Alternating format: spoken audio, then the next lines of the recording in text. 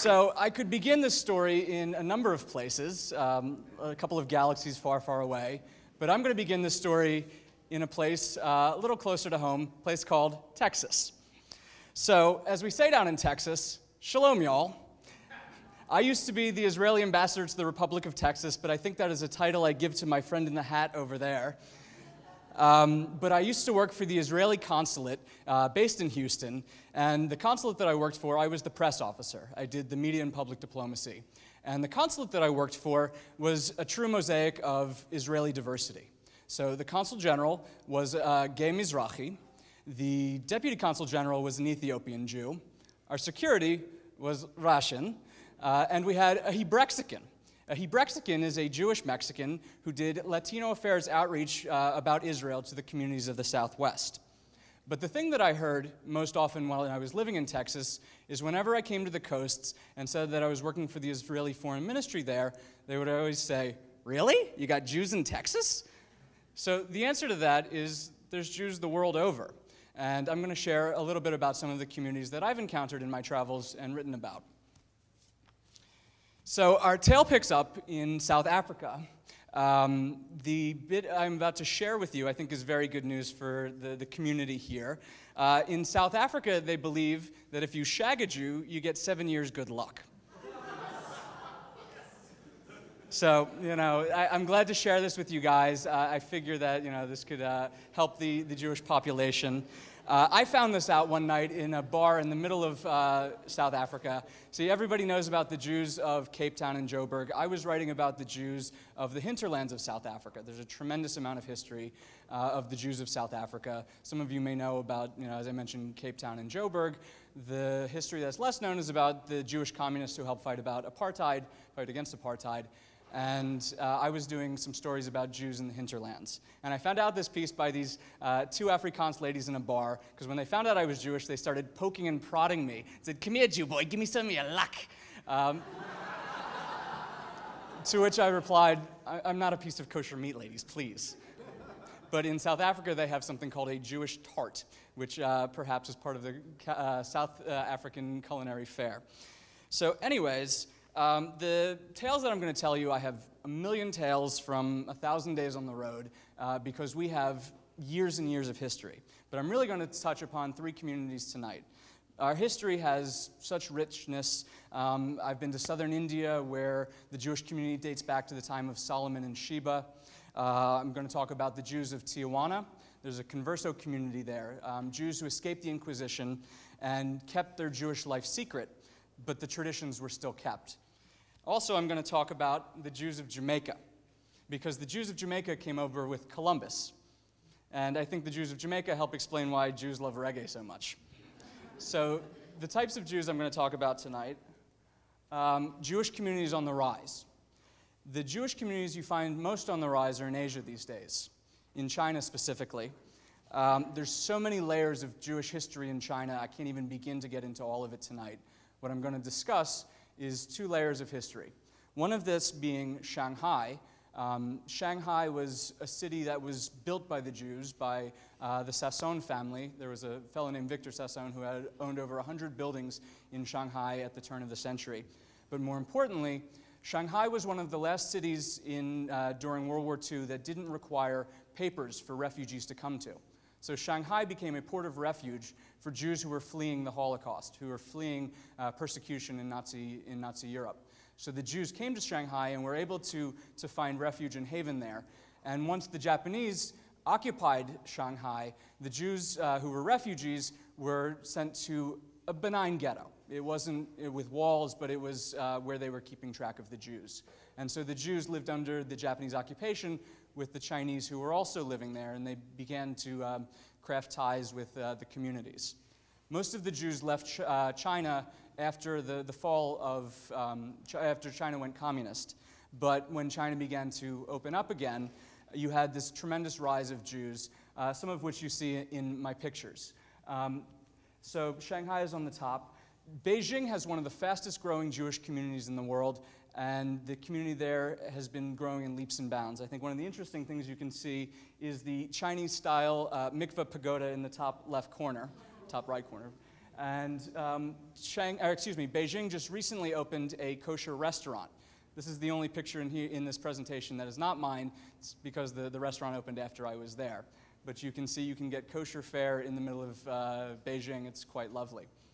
Another community that's been growing in leaps and bounds has been the community in Vietnam. You can see in this picture here, Sufganiot in Saigon. I had the pleasure of celebrating Hanukkah with the community there, and they were poised to celebrate their first bar mitzvah since the French colonial period. And so you find in Asia some of the fastest growing Jewish communities in the world.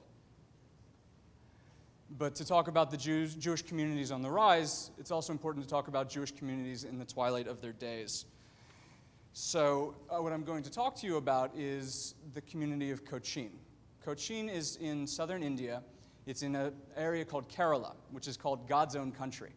And the Jews live in an area called Jewtown. Go figure. In Jewtown, there is a beautiful synagogue called the Pardesi Synagogue. It was built about 500 years ago with these gorgeous blue and white azulejo tiles, all taken in from China. There's not a single tile that's similar.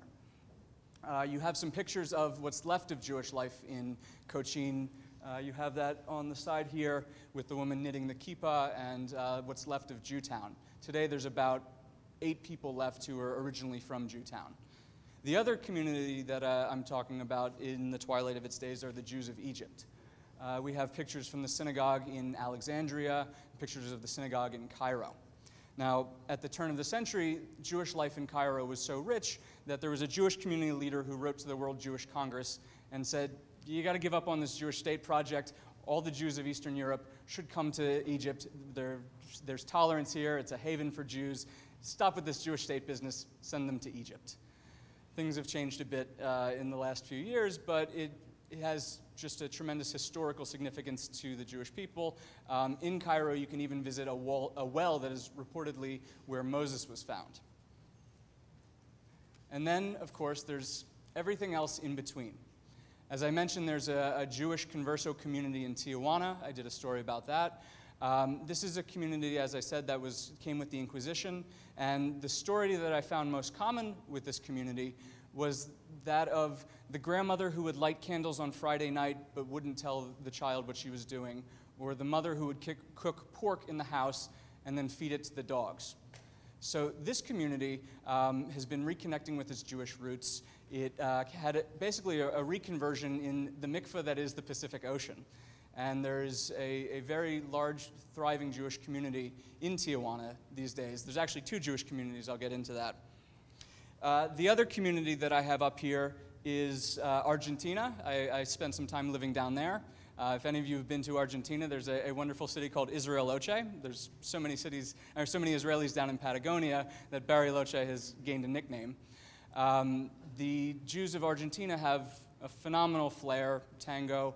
You get the best kosher steak in the world. You get kosher McDonald's. Also the Jews of Bombay. I can talk about this more in the roundup. I don't have quite the time. One of the things that I've been most impressed with in finding Jewish communities in far-flung places has been the role of Chabad.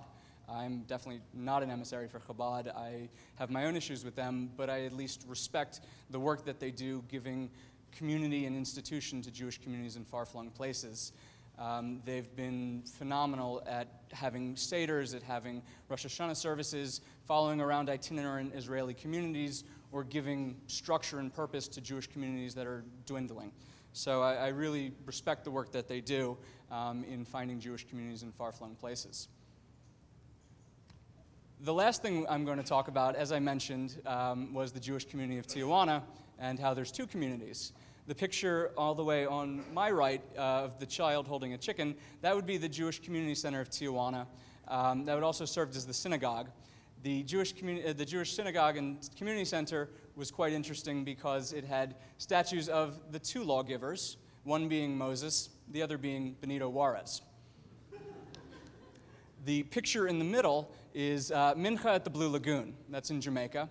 I had a very interesting time in Jamaica. I was in funky Kingston, swimming through the streets of Jamaica, swimming through the streets of Kingston in the middle of a hurricane on my way to the synagogue that night. So swimming my way through, the flooded streets, having to get to the synagogue. And the reason why I had to get to the synagogue is it's really a very special synagogue. It's one of the only synagogues I know that has white sand floor on the ground. And that's for two reasons. The first reason is because of the island nature of Jamaica, because of its heritage. But more importantly, the second reason is this is a community that came out of the Inquisition. And so the Jews who were fleeing the Iberian Peninsula, before they fled, they were trying to hide their Jewishness. And so in their cellars, they would cover the floor with sand to muffle their prayers. So this synagogue in Jamaica pays homage to that history and the persecution that they faced. The last picture is of Bombay, of Jewish Bombay, and the Sassoons. As I mentioned the Sassoons earlier, the Sassoons had a commercial network that spanned an empire of which the sun never set upon. They were ones who built Bombay and made Bombay to be the way that London was before the Blitz. They helped build Shanghai. I'm probably running out of time, so I will talk about that more at my roundtable. So, I'm going to conclude by telling you a little bit about what you learn from Jewish communities in far-flung places. So when I was at a Seder in South Africa, in the middle of South Africa, as we were going through the rituals, the woman next to me kept asking me, "Do you do that in America? Do you do this?" And I said to her, "Listen, we do this everywhere the world over. And when you start visiting these communities in far-flung places, you find that we have the same prayers, the same rituals, the same customs, the same holidays that bind us together as a people." The other thing that I think is very important as we discuss this around Israel's birthday is the centrality of the Jewish state to the Jewish people, and especially to that of Jewish communities in far-flung places. You can see the reverence, the pride that they take in having the Jewish state as being a beacon for them, and I think that's quite important. So one last point I'd like to make about this is this lovely drawing I have here was done by a Muslim Indian who I met, I'm doing a story about actually, in Kerala, in God's own country, who does Jewish and Hebrew calligraphy. And the more interesting thing about it is he does it in Kufic Arabic script. So one of the things you find in these places, these far-flung places, is culture that connects with Jewish communities that is really quite unique. So I'm glad to talk about more of these places that I've come with on my trips, on my journeys. I thank you. Happy birthday, Israel.